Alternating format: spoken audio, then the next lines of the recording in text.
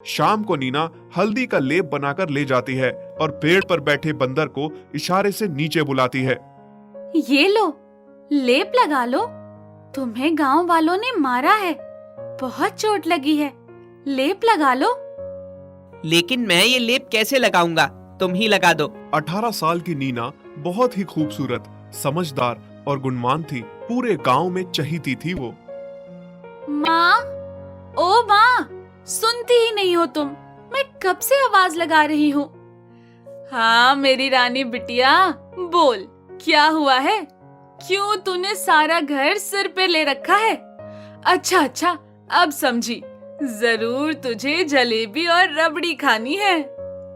हाँ माँ, लेकिन तुम्हें कैसे पता मुझे जलेबी और रबड़ी खानी है? जब तू सारा घर सिर पे उठा लेती है ना, मुझे पता चल जाता है तुझे क्या चाहिए। चल ले अब पैसे और जाके खा ले जो कुछ भी खाना हो। पर जल्दी घर आना बेटी, रात ना हो जाए। अब तू जवान हो गई है ना, और जवान लड़कियों पे लोगों की गंदी नजर होती है। क्या माँ, आप भी? ऐसा कुछ नहीं है। तुम बोलो माँ, तुम्हारे लिए कुछ लाना हो तो? नहीं नहीं, मेरे लिए कुछ नहीं लाना। नीना अपनी सहेलियों के साथ बाजार में जलेबी और रबड़ी खाने जाया करती थी। अरे ओ मेरी छम्मक छल्लो, कहाँ जा रही हो? हाँ, क्या तुम अपनी माँ को भी छम्मक छल्लो कह के बुलाते हो क्या? अरे रे रे रे रे रे नीना, तुम तो इतनी सी बात पर बुरा मान जाती हो। मैं तो बस ये कह रहा था कि बाजार जा रहा हूँ, तुम्हें कुछ मंगवाना हो तो बोल देती, ले आता तुम्हारे लिए चूड़ी गजरा। कोई जरूरत नहीं है। मुझे कुछ चाहिए होगा तो मैं खुद जाके ले आऊंगी। शक्ल देखो तुम अपनी, बड़े आए मुझे कुछ दिलाने वाले। ये कह के नीना और उसकी सहेलियां वहां से चली जाती हैं। मंटू को भी ये बात बहुत बुरी लगती है और वो कहता है, याद रखना नीना, जिस शक्ल का आज तुम मजाक उड़ा रही हो, एक दिन तुम्हें मुझसे ही शादी करनी पड़ेगी। मंटू गांव के सरपंच का बेटा था। उसकी नीना पे बहुत समय से नजर थी। वो उससे अपने पैसों के दम पे शादी करना चाहता था। काका, 3 प्लेट जलेबी और रबड़ी देना। हाँ बेटी, देता हूँ। और कैसे ना, तुम और तुम्हारी सहेलियां मेरी रोज की ग्राहक हो। आपकी रबड़ी और जलेबी है ही इतनी अच्छी कि जो भी खा ले, रोज रोज आपकी दुकान पे आए बिना रह ना पाए। नीना और उसकी सहेलियों ने जलेबी रबड़ी खाई और फिर थोड़ी देर बाद जैसे ही शाम होने लगी, नीना अपनी सहेलियों से कहती है, अच्छा शाम हो रही है, मैं चलती हूँ, नहीं तो माँ खामखा चिंता करने लगेगी। अच्छा ठीक है। नीना घर जा रही थी, तभी अचानक से मंटू आकर उसका रास्ता रोक लेता है। मंटू तू? हाँ मेरी छम्मक छल्लो, मैं। क्या बदतमीजी है, तुम मेरा रास्ता क्यों रोक रहे हो? तुम मेरी हर बार बेइज्जती करती हो अपनी सहेलियों के सामने। क्या तुम्हें दिखाई नहीं देता मैं तुमसे कितना प्यार करता हूँ? मंटू, पागल हो गए हो क्या? रास्ता छोड़ो मेरा। आज मैं तुम्हें अपना बना के रहूंगा और फिर तो तुम्हें मुझसे शादी करनी ही पड़ेगी। मंटू नीना का हाथ पकड़ लेता है और नीना जोर जोर से चिल्लाने लगती है, बचाओ बचाओ, कोई है, मुझे बचाओ। तभी पेड़ के ऊपर से एक बड़ा सा बंदर मंटू के ऊपर झपट पड़ता है और उसे बुरी तरह जख्मी करके भगा देता है। नीना देखती है कि उसे एक बंदर ने बचाया। वो बंदर के पास आके उसका धन्यवाद करना चाहती थी कि तभी उसकी माँ उसे ढूंढती हुई पुकार रही थी, नीना, ओ नीना।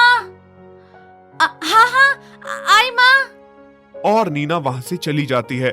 फिर कुछ दिन बाद वही बंदर चलते चलते नीना के गांव में आ जाता है। बंदर को बहुत प्यास लगी थी। वो देखता है एक घर के सामने पानी का घड़ा रखा हुआ है। वो पानी को उस घड़े में से निकाल के पीने लगा।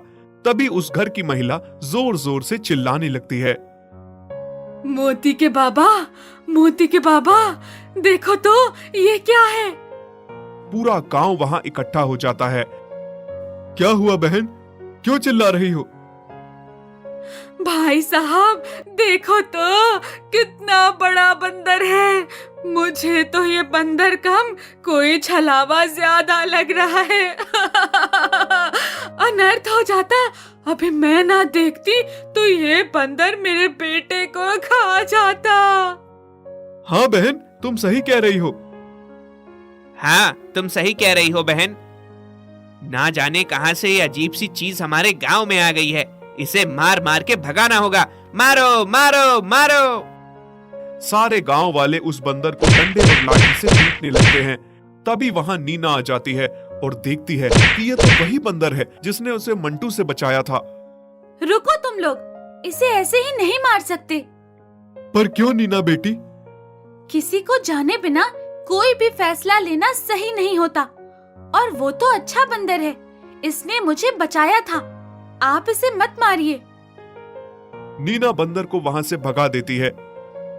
ये तुमने सही नहीं किया नीना बिटिया, ये बहुत ही खतरनाक जानवर लग रहा है। मैं तो तुम्हें भी कहता हूँ कि इससे तुम दूर रहो।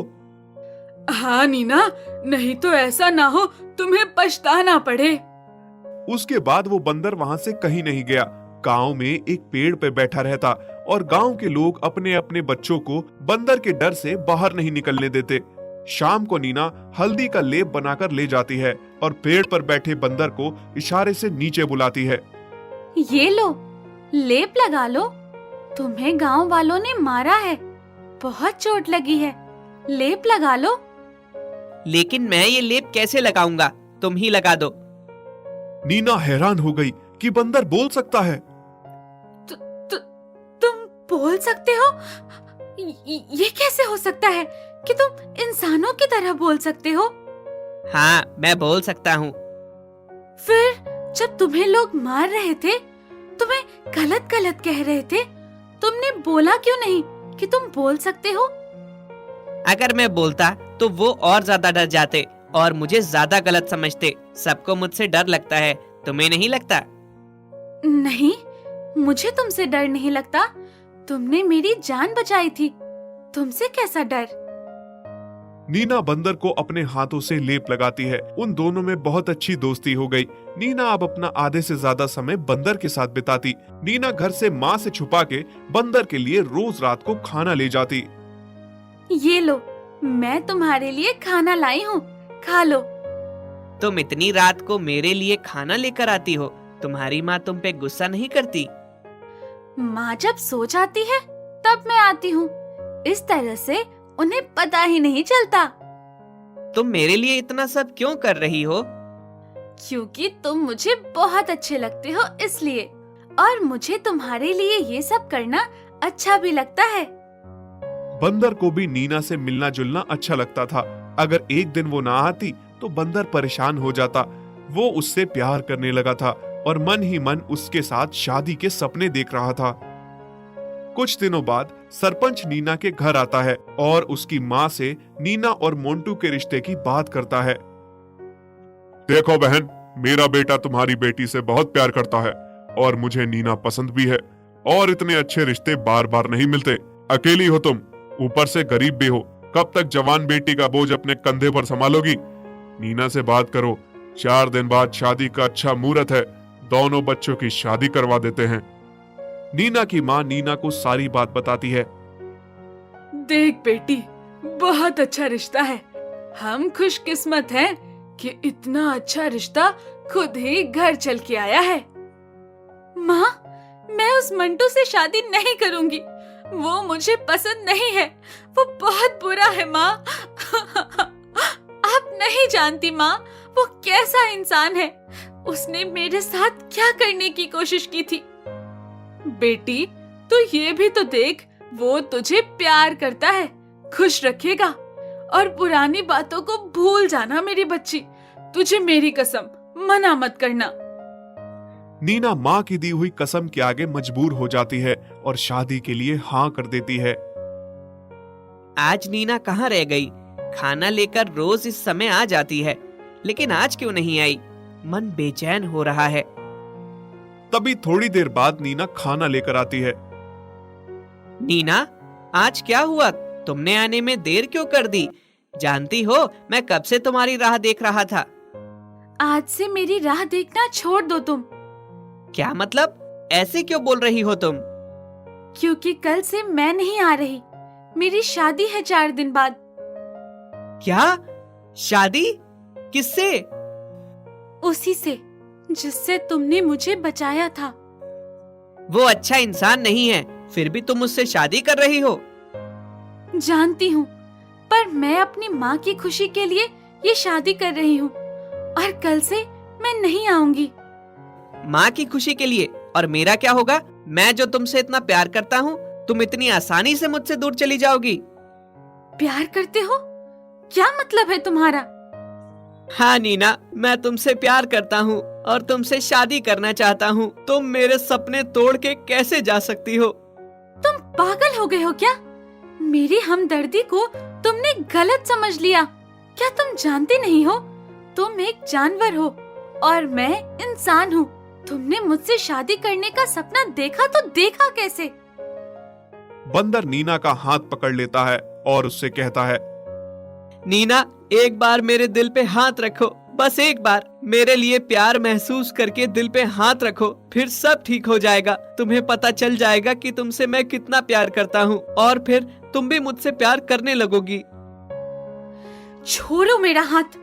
गांव के लोग सही कह रहे थे तुम्हारे बारे में, लेकिन मैंने उनकी बात ना सुनी। वो सही कहते हैं, तुम इस गांव और मेरे लिए सही नहीं हो। मेरी हमदर्दी को प्यार समझ बैठे हो तो जानवर ही ना, बंदर कहीं के। ये कह के नीना अपना हाथ छुड़ा के भाग जाती है। पीछे बंदर रोता रहता है नीना के लिए। उसकी बातों ने बंदर का बहुत दिल दुखाया था। नीना, तुमने भी मुझे गलत समझा। अगर एक बार मेरे दिल पे हाथ रख देती तो सब जान जाती, पर अब क्या फायदा? तुम मुझे छोड़ के जा चुकी हो किसी और से शादी करने। अब मेरे जिंदा रहने का कोई मतलब नहीं। नीना बंदर को भला बुरा कह के तो आ गई थी, पर अपनी कही गई बातों पे उसे अफसोस भी हो रहा था कि उसे उस बंदर को इतना नहीं सुनाना चाहिए था। फिर 4 दिन बाद नीना की जब शादी हो जाती है, जैसे ही विदाई होने वाली होती है, तभी गांव के लोग आपस में बातें करते हैं। अरे भाई, वो जो बंदर था, सुना है उसने गांव के चौराहे पे खुद को फांसी लगा दी है। हाँ भाई, और साथ में ये भी सुना है कि कोई मामूली बंदर नहीं था, बोलने वाला बंदर था। जब नीना ये सब सुनती है तो भागती हुई वहां पहुंचती है। बंदर को लटका हुआ देख के वो बहुत रोने लगती है। ये क्या हो गया? मैंने ये क्या कर दिया? ये सब मेरी वजह से हुआ है। मैंने तुम्हें इतना भला बुरा कहा और तुमने अपनी जान दे दी। सारे गांव वाले नीना के पीछे पीछे वहां आ जाते हैं और फिर तभी वहां पे एक साधु प्रकट होता है और नीना से कहता है, अब रोने का क्या फायदा? जिसको जाना था वो चला गया। उसने तुमसे कितनी बार कहा कि उसके दिल पे प्यार से हाथ फेरो, लेकिन तुमने उससे गलत समझा। उसकी एक नहीं सुनी। वो कोई मामूली बंदर नहीं था, वो श्रापित बंदर था। दरअसल वो बहुत बड़े घर का राजकुमार था। उसे किसी अघोरी ने श्राप दिया था, तभी वो बंदर बन गया था। उसका श्राप तभी दूर होता जब तुम उसके दिल पे प्यार महसूस करके हाथ रखती और उसका श्राप टूट जाता, पर तुमने ऐसा नहीं किया, इसलिए उसने अपनी जान दे दी। नीना पछतावे की आग में जल रही थी कि उससे बहुत बड़ी गलती हो गई। वो सोच रही थी कि एक बार उसकी बात सुन लेती, उसे गलत ना समझती, तो शायद वो आज जिंदा होता। यदि आप ऐसी कहानियां और देखना चाहते हैं तो हमारे चैनल को सब्सक्राइब करें और बेल आइकन पर क्लिक करें ताकि हमारी सारी नई वीडियोस आप सबसे पहले देख सकें।